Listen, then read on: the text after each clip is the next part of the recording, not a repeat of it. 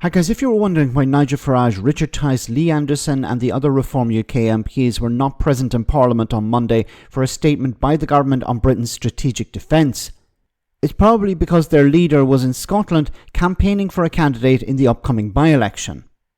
However, it seems the Reform UK leader hadn't received the warm welcome he was expecting from the Scots, as a protest took place outside the venue of his press conference, much to the ire of Farage. But instead of responding to the complaints of the protesters, Farage acted like his friend Trump and attacked the journalists present. Have a listen. Thank you. Now, the Herald. Now, Andrew Learmouth, it seems that you're involved with this group of protesters outside. No. Well, it's funny, isn't it, that you come and your newspaper also manages to have another one of your correspondents as a protest correspondent. So you knew more about this than we did. That's not true at all, Nigel. Sorry. Really? Absolutely not. So we have two reporters in Aberdeen. Well, come on now. And they're both here. Very good. I've got two reporters going to Hamilton today as so well. Much money and so many staff. It must be remarkable. Do carry on. We just to be clear, we've got a couple of reporters here as well. It's Have you? Nothing to do with nobody, as far as I know, had any... Absolutely. No, fair enough. If you say that, I believe you. I don't know that you do believe me, but I didn't. But It's not on that. I don't know what I was going to ask. Yeah, well, let's talk about the protest. Well, this location was only sent to you guys. It wasn't put out on the public wires. We didn't put it out to our membership, and yet they knew. So it came from one of you.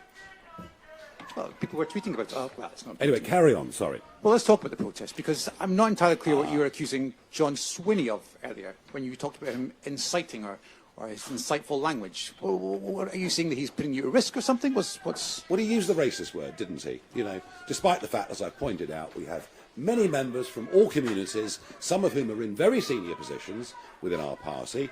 According to the experts, we got more BAME, if you believe in all this, more BAME voters in the last general election than the Liberal Democrats, and we get even more this time. That went well, didn't it? Oh my goodness. I want to go back to the first image here. You can see no Reform UK MPs present for a statement on strategic defence. You know, this is the party that is completely obsessed with Britain giving away sovereignty, for example, or the party that says, why aren't we spending more on, why are we spending money on net zero and not spending money on defence, for example. So there was a statement and not one of them turned up. Like, if you want to make the excuse for Nigel Farage while he was campaigning, which isn't a very good excuse, okay, but what about Lee Anderson? What about Richard Tice? What about the others? Why were they not there? Anyway, let's move on to this now. Like Donald Trump, he doesn't like protests, unless they're protests that are, you know, ones that he's in favour of. And like Donald Trump, he doesn't like journalists, especially ones that are going to ask him difficult questions.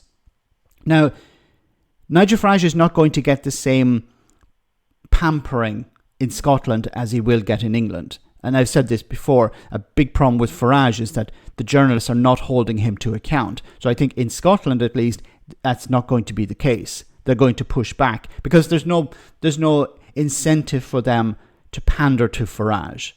Now, Farage also said here, look, we're not a racist party. Look at the support we receive from different sections of society. I wish a journalist would ask Nigel Farage the question, why are racists voting for reform? Because Farage would say, I'm not racist. He would say that the candidates are not racist, that there isn't a racist structure within the party. Look at the chairman, a Muslim. So Farage will present this as these are arguments against the party being racist. But the question has to be asked, why are racists voting for reform? You know, why are racists more likely? And you can ask the racists yourself. They say, I'm voting for UKIP or I'm going to vote for reform. They're not going to vote for Labour. They're not going to vote for the Liberal Democrats. They're not going to vote for the Tories or the Greens or the SNP when it comes to Scotland. So why are racists attracted to Nigel Farage? Farage is very good, and he's been doing this over the last number of decades. He's very good at distancing himself from the far right. He's very good at being careful about what language he uses. He's very careful about what he says. And the upper levels of the party are very careful of what they say. They'll criticize Islam, but they won't say, well, people from different cultures or people from different races are a problem. So they have to, and they understand, look, if they come out as a racist party, they're finished. But they are subtle enough to speak the language of the racists so that they can attract their votes. Once again, I wish a journalist would ask Nigel Farage, why are racists attracted to Reform UK? But we're going to see more of this as the Reform UK party grows.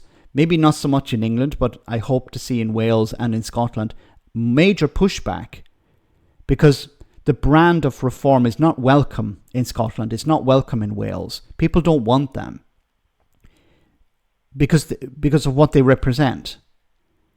So let me know in the comment section, guys, what you think about all of this. As always, your comments are greatly appreciated. Thanks a lot.